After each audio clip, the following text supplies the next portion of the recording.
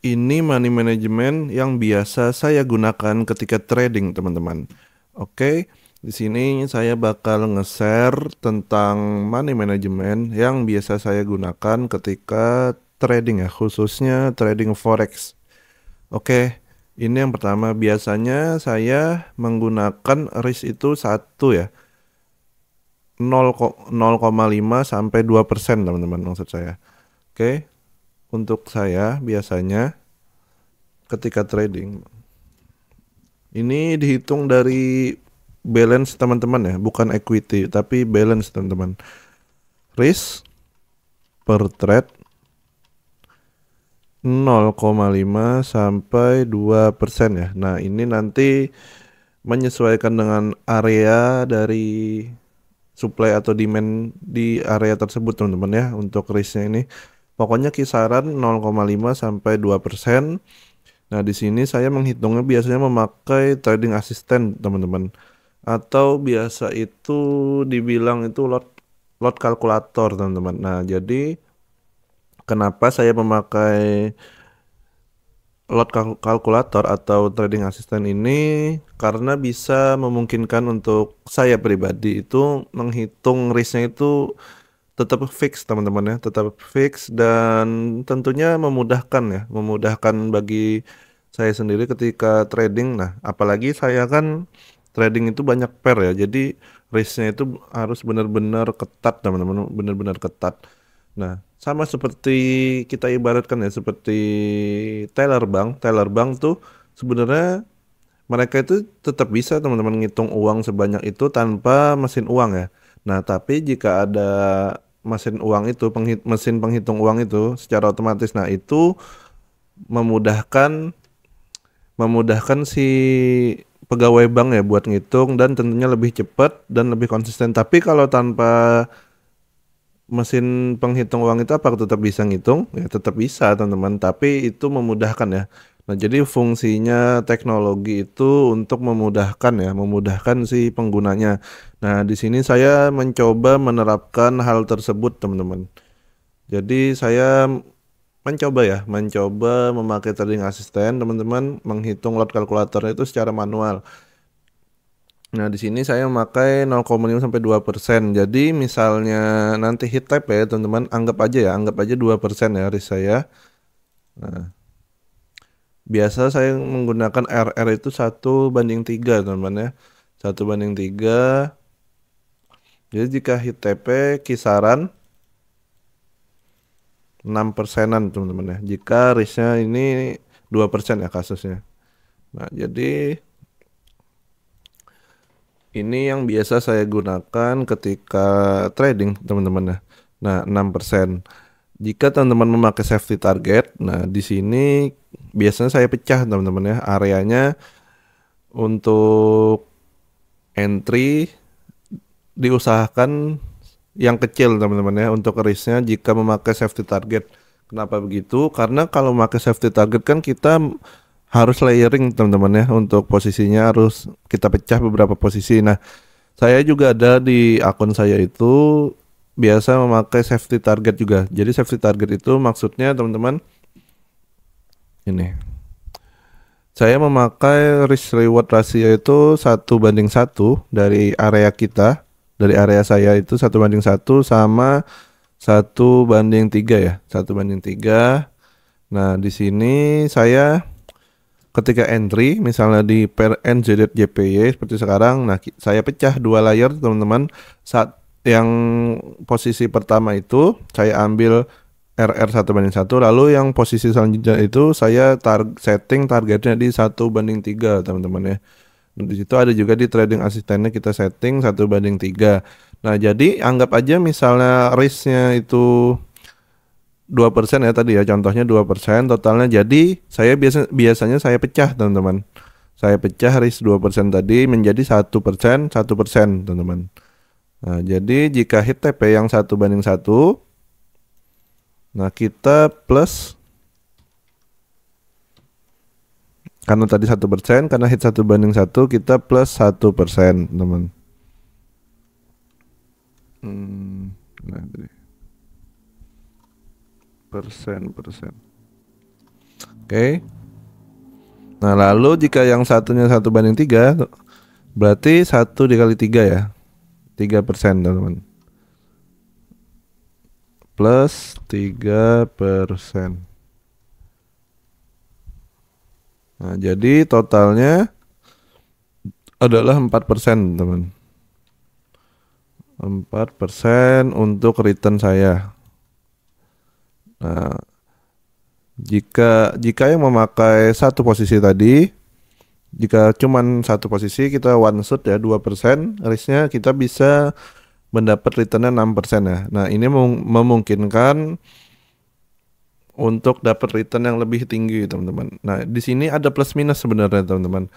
Nah, jika 1:1 ini dan 1:3, ada dua posisi ini, kita mendapatkan return yang lebih kecil, teman-teman. Padahal jika kita lihat dari sekilas ya, 1:3 harusnya kan besar ya, harusnya 6% juga. Tapi kita ingat di sini kita pecah, ada 1:1 dan 1:3, jadi 4% saja, teman-teman ya, untuk returnnya.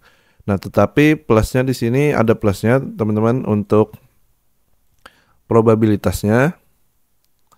Untuk probabilitas lebih tinggi yang ini. Oke. Win rate ya, untuk win rate atau probabilitas, kita anggap seperti itu. Nah, untuk win rate atau probabilitas lebih tinggi, teman-teman ya. Nah, lebih tinggi, tetapi untuk return tidak sebesar yang one shot, teman-teman. Kita kasih di sini saja ya biar enak. Right. Ntar ya, kita susun dulu.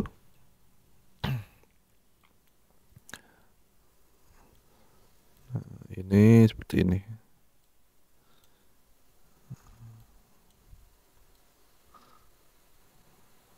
Nah, oke. Nah, untuk pemecahan posisi seperti ini, plusnya win rate-nya lebih tinggi, teman-teman, dibanding yang one shot ya, one shot. Nah, jika yang satunya ini kita misal cuman pakai 2% dan satu posisi ya. Nah, ini plusnya return lebih besar. Oke. Return lebih besar. Oke, return lebih besar.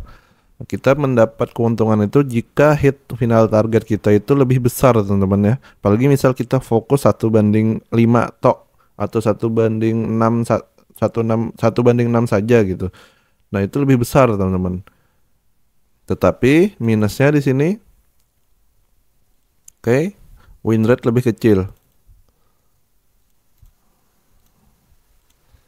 Win rate lebih kecil. Artinya teman-teman harus siap lebih banyak kena SL, teman-teman ya, karena kita memakai risk reward ya hanya 1:3 tok ya.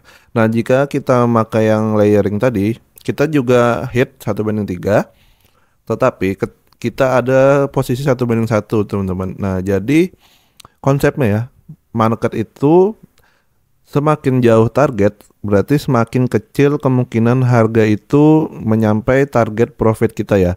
Makanya risk reward yang tinggi 1:3 ke atas itu untuk win rate-nya lebih kecil, teman-teman, karena harga itu semakin kecil kemungkinan ya untuk menuju target kita yang terlalu jauh, teman-teman. Nah, begitu sebaliknya, semakin dekat target profit kita, semakin tinggi win rate-nya. Jadi seperti itu ya. Nah, di sini saya pecah jadi 1:1 dan 1:3. Nah, jadi saya ketika harga tersebut tidak mencapai area 1:3 saya, nah, jadi paling tidak dia mencapai target profit saya di 1:1 itu lebih besar ya kemungkinannya, karena itu pendek saja, teman-teman. Nah, jika kita hit TP1 di sini, ini hit TP1. Ini ya skenarionya, jika kita hit TP1 ini dan kita tidak kena 1:3 ya, hit SL. Nah, di sini saya BIP, teman-teman ya, karena tadi kan di awal yang 1:1 1% risk awalnya, dan 1:3-nya 1%. Oke, jika yang 1:3 hit SL, nah yang 1:1 hit TP, jadi saya tetap BIP, teman-teman. Oke, semoga jelas teman-teman ya. Yang 1/3 hit SL kita kan minus 1% ya. Yang 1/3 hit SL kita minus 1%, tetapi yang 1/1-nya hit TP teman-teman. Jadi kita plus 1%. Nah, otomatis BIP ya. Jadi saya BIP teman-teman, nggak ada minus ya. Nah, BIP jika skenario seperti tadi. Oke, nah kenapa ini saya terapkan? Sebenarnya saya ada beberapa akun, ada yang akunnya hanya fokus 1/2 saja teman-teman, dan 1/3. Nah di sini saya memberikan referensi ya buat teman-teman sekalian. Ini bahwa ada beberapa teknik risk management dan money management ketika trading forex teman-teman, dan tetap safety tentunya. Oke, nah di sini kenapa saya untuk awal teman-teman yang pemula atau yang baru-baru lebih rekomen yang ini dipecah seperti itu, karena untuk dari psikologis sendiri itu lebih tenang ya teman-teman untuk yang baru, karena kadang teman-teman itu gatel ya, nggak tahan gitu nahan profit itu panjang-panjang. Jadi kita bisa memberi alternatif lain ya, alternatif lain untuk teman-teman mengenai layering ini ya, layering. Jadi walaupun tidak hit TP3 tapi hit TP1 kita sudah BIP teman-teman. Jadi nggak usah pakai SL plus lagi ya, karena kita sudah hitung sejak awal ya untuk profitnya. Karena jika memakai SL plus atau SLBIP itu kadang harga itu hanya sementara ya, sementara balik ke area entry kita, tetapi malah lanjut drop lagi misalnya kita sell ya, lanjut drop lagi, dan yang harusnya hit take profit kita, tetapi kita karena kita naikkan SL-nya tadi atau kita turunkan, malah hit SL plus kita teman-teman, malah jadi kita yang profit kecil jadinya, yang harusnya kita profit besar malah profit kecil ya. Jadi sayang banget seperti itu. Nah, di sini ada alternatif lain buat teman-teman ya. Kita bisa pecah, tapi syaratnya di sini risknya sama ya. Untuk 1/1-nya harus sama ya, harus sama resikonya ya, harus sama pemecahan risknya. Maksudnya di sini kita tentukan dulu teman-teman untuk total risknya per trade tuh misal 2% tadi, 2%. Nah, itu harus sama. Yang posisi 1/1 itu 1%, yang 1/3-nya 1%. Jadi harus sama rata, teman-teman, agar ketika salah satu posisinya itu hit SL dan salah satu posisinya lagi itu hit TP, nah itu kita tetap BIP teman-teman. Jangan terbalik ya. Nanti ada yang lebih besar sebelah, jadi kita nggak nutup ya untuk profitnya. Kecuali itu memang sudah teman-teman hitung dan teman-teman perhitungkan misalnya ya. Misalnya 1/1-nya tadi totalnya 2% ya untuk risknya. Nah, yang 1/1 kita resikokan 1,5%, dan yang 1/3 itu 0,5%. Nah, bisa juga seperti itu. Jadi nanti dihitung-hitung aja teman-teman. Nah, ini yang biasa saya terapkan ketika trading forex ya. Saya ada menggunakan one shot dan juga layering ya. Nah, dari pengalaman saya untuk win rate-nya lebih tinggi yang ini. Yang dipecah seperti ini ya. Untuk ada safety target dan final target. Win rate lebih tinggi. Nah, emangnya kenapa kalau win rate tinggi? Nah, win rate tinggi tapi tetap ada return-nya lumayan ya, karena kita pakai RR yang sehat. Tapi tidak sebesar itu. Nah, kenapa saya rekomen ini? Jadi, karena saya trade banyak pair, jadi memungkinkan kita ketika ternyata tidak sesuai skenario kita ya, dan hit SL ya, posisi kita tadi salah satunya ternyata BIP. Nah, di situ saya bisa lanjut screening ke pair lain dan entry lagi, karena kita sudah risk free ya teman-teman, risk free. Jadi kita bisa lebih fleksibel, tadi tradingnya lebih cepat, karena kita nggak harus nunggu sampai hit TP final teman-teman. Misalnya kita cukup sudah mengetahui setup kita ini hit TP1 ya, hit TP1.